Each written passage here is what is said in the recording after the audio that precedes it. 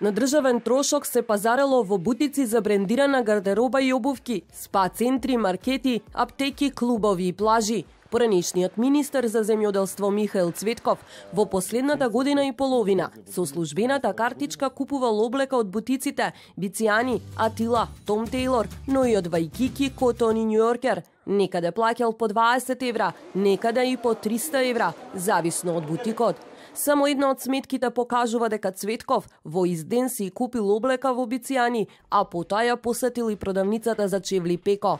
Пазарил и во Нептун, но потрошил и нешто повеќе од 100 евра во Топ Шоп, како и во Прима Оптика и Спорт Вижен.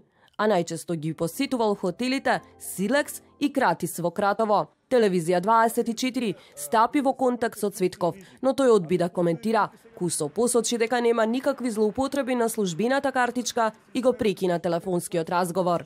За разлика од Цветков, неговиот заменик Ванчо Костадиновски не пазарел по бутици со службената картичка, но често вадел кеш. За година и половина извадил околу 4000 евра. На денот на независноста, Костадиновски во трговскиот центар Сити Мол извадил кеш од 500 евра, а потоа малку подоцна со картичката плаќал во познат ресторан во трговскиот.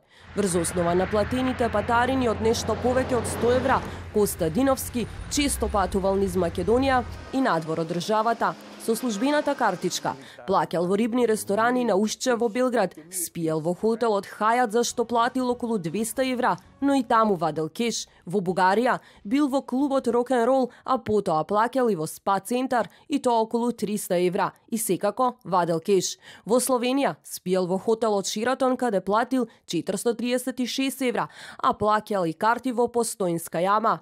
Во земјава на државна сметка купувал и сендвичи од 150 денари, плаќал сметки на охридските плажи од 370 денари, но и за вечери кои чинеле и по 500 евра во луксузни ресторани. Се плаќало и во аптеки, клубови за куглање и стрелаштво. Костадиновски остана недостапен да одговори зашто се ја користел службената картичка. Со службената картичка плаќал и државниот секретар Бесир Јашари, повеќе трошел во ресторани, но пазарел и во Мона и Пеко.